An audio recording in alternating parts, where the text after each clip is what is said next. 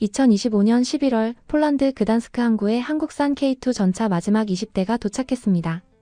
2022년 계약 체결 후 불과 3년 만에 180대 전량 인도를 완료한 것이죠. 같은 시기 독일 레오파르트2를 주문한 노르웨이는 아직도 단 한 대도 받지 못한 상태입니다.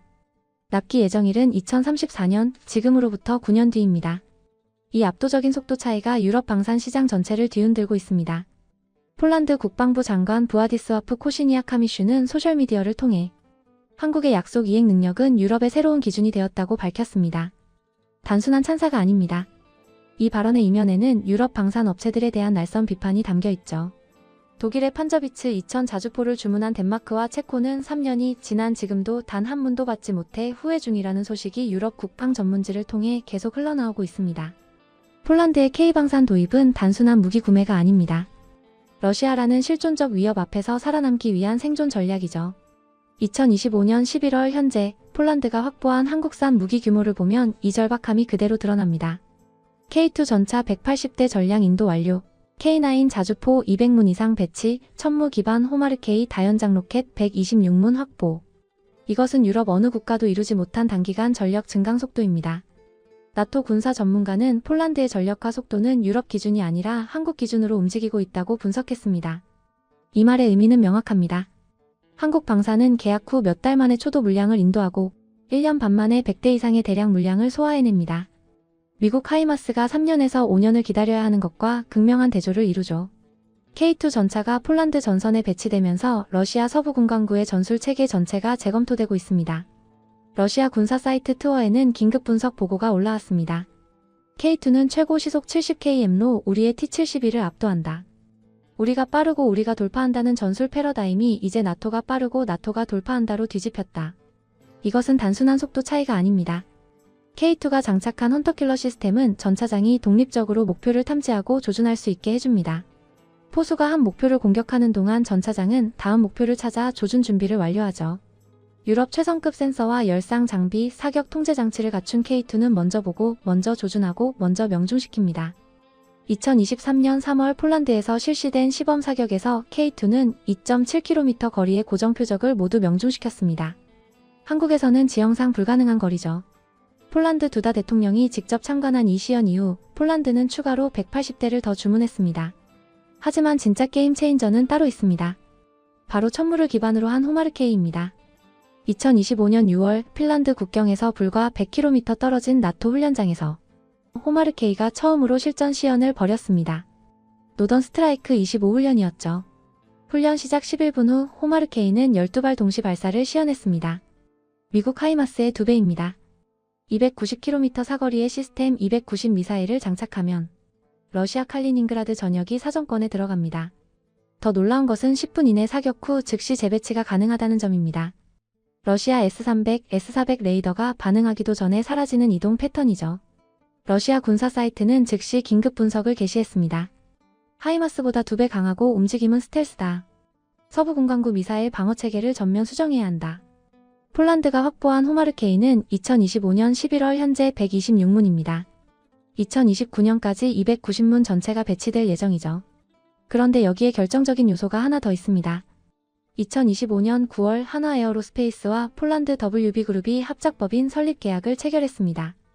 2029년부터 천무 유도탄을 폴란드 현지에서 직접 생산하는 것입니다. 한화 에어로스페이스 손재일 대표는 유럽의 방산 블록화로 수출 진입 장벽이 높아지는 상황에서 현지화를 통한 시장 확대는 반드시 필요하다고 밝혔습니다. 이것이 의미하는 바는 분명합니다. 러시아가 전시에 한국 본토의 생산시설을 타격하는 것은 불가능합니다. 극동에 위치한 한국 공장은 러시아 공군력이 닿지 않는 곳이죠. 게다가 이제 폴란드 현지 생산까지 시작되면 러시아는 어떤 방법으로도 폴란드의 미사일 재보급을 차단할 수 없게 됩니다. K9 자주포도 마찬가지입니다. 2025년 11월 17일 폴란드는 K9 자주포 21문을 추가로 인도받아 총 보유량이 200문을 넘어섰습니다. 폴란드 국방부는 2026년까지 212문, 2027년까지 총 364문을 배치한다는 계획을 발표했죠. 독일 판저비츠 2000 대비 3분의 1 가격의 유지보수는 훨씬 간편합니다. 사거리 54km에 15초 만에 3발을 연속 발사할 수 있는 K9은 나토 표준 155mm 포탄을 사용하며 디지털 사격 통제 장치로 정밀 타격이 가능합니다. 더 중요한 것은 현지 생산입니다. 2026년부터 폴란드 PGG와 HSW가 K9-9PL 개량형을 현지에서 생산합니다.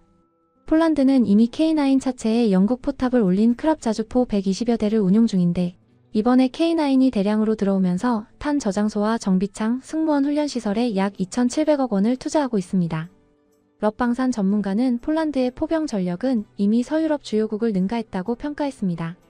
러시아가 가장 두려워하는 것은 속도입니다. 폴란드가 이 속도로 전력을 증강하면 러시아의 기존 작전 계획 전체가 무용지물이 되죠. 2025년 초 폴란드에서 철도 선로 파손 사건이 발생했습니다. 폴란드 참모총장은 이를 러시아의 소행으로 보고 러시아가 전쟁 준비 기간에 돌입했다고 경고했습니다. 이 노선은 서방 무기와 구호품이 우크라이나로 수송되는 핵심 물류 동맥이었죠. 폴란드 외무장관은 더 직설적으로 말했습니다.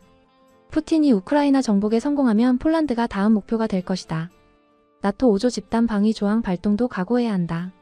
이런 긴박한 상황에서 폴란드는 야간에 K2 전차를 긴급 이동시켜 러시아 국경과 인접한 최전방 제15 기계와 여단에 배치했습니다. 러시아 감시를 피하기 위한 작전이었죠.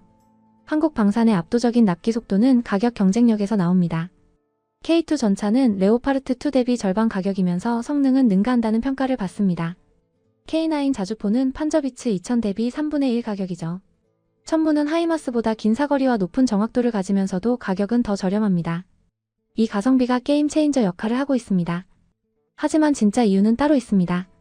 한국 방산은 국내 양산 물량을 기반으로 안정적인 생산 라인을 유지하고 있습니다. 현대로템은 한국군 K2 전차 양산과 폴란드 수출을 동시에 진행하고 한화에어로스페이스는 한국군 K9 및 천무 생산과 폴란드 수출을 병행합니다. 생산 라인이 끊기지 않기 때문에 빠른 납기가 가능한 것이죠. 반면 유럽 방산 업체들은 주문이 들어올 때마다 생산 라인을 새로 가동해야 해서 시간이 오래 걸립니다. 폴란드는 이제 한국 무기의 유럽 생산 허브가 되고 있습니다.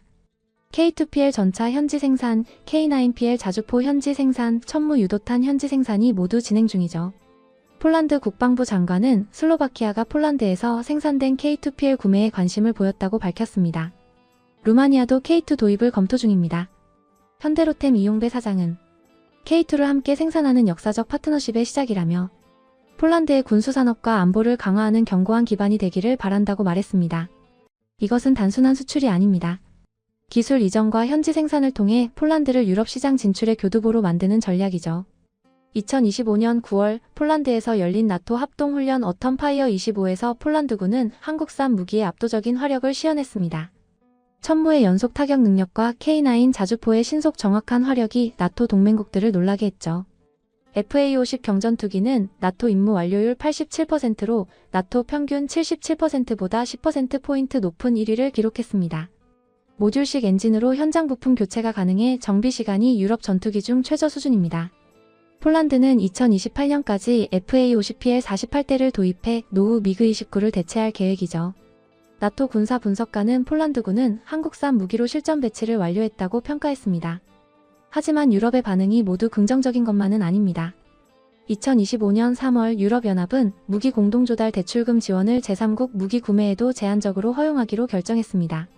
한국도 원칙적으로 지원 대상에 포함되지만 조건상 실질적 수혜를 받기 어렵게 만들었죠.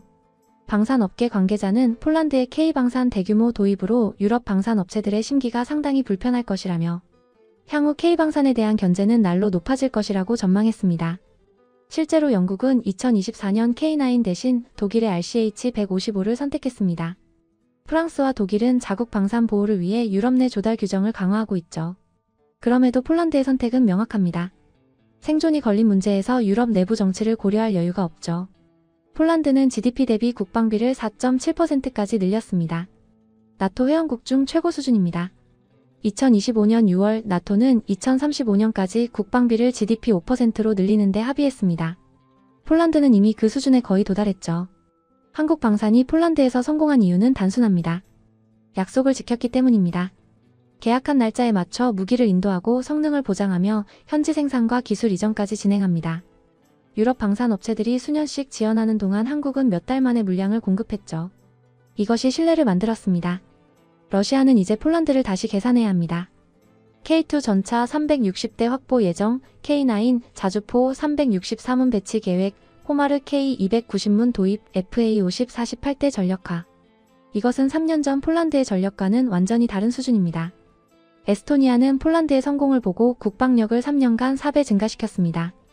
K9 자주포에 만족한 에스토니아는 천무 추가 도입도 검토 중이죠. 노르웨이, 프랑스, 우크라이나도 천무를 대안을 넘어 표준으로 인식하기 시작했습니다. 미국 하이마스의 생산 지연과 가격 상승이 맞물리면서 천무는 유럽 다수 국가의 선택지가 되고 있습니다. 2025년 11월 폴란드 K2 전차 180대 전량 인도 완료는 단순한 납품 완료가 아닙니다. 한국 방산이 유럽 시장에서 게임 체인저로 인정받은 순간이죠. 3년이라는 시간, 180대라는 물량, 약속 이행이라는 신뢰. 이 세 가지가 만들어낸 결과입니다. 러시아 GRU가 푸틴에게 올린 긴급 보고서 마지막 문장이 모든 것을 말해줍니다. 폴란드의 무기는 나토의 무기가 아니다. 한국의 무기다.